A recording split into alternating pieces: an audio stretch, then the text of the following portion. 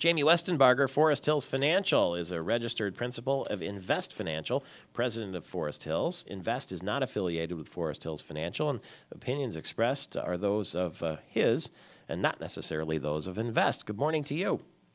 Good morning, Michael Patrick. How are you doing today? Good. General Motors has asked banks underwriting the IPO offering to set aside 5% of common stock shares for sale to more than 600,000 U.S. and Canadian workers and retirees and dealers. They want to get people vested in the company who are working for the company, it sounds like, huh?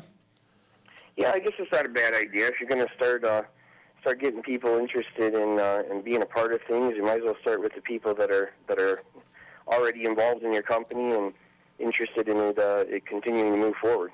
What do you think about the price? We hear Ed Whitaker said yesterday it's going to be $20 to $25 a share. That's a lot lower than we thought it would be.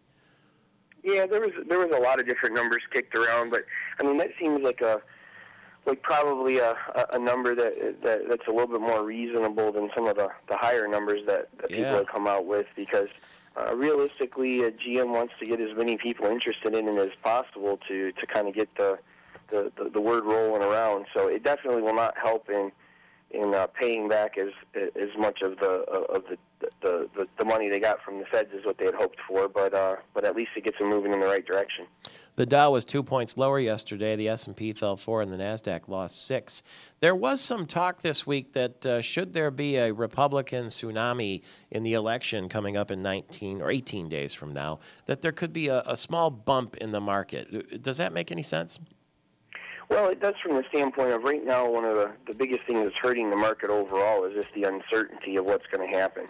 So realistically, regardless of who wins in the election, we'll get some more clarity in the markets from a tax standpoint and maybe some clarity on some of the healthcare spending and that type of thing. So one of the biggest enemies of the stock market at any time is uncertainty of what's to come in the future. So the Republican win would indicate to most people that taxes would be lower or maintain some of these tax cuts, which some people feel would move the market higher, whereas the Democrats staying in control would indicate that a lot of those tax cuts might be going away, which may cause some of the more wealthy stock owners to sell off some of their shares to lock in profits at a tax rate that they're familiar with. Well, thanks for the heads up, Jamie Westenbarger, Forest Hills Financial. We'll talk again soon. It's Michael Patrick Shields.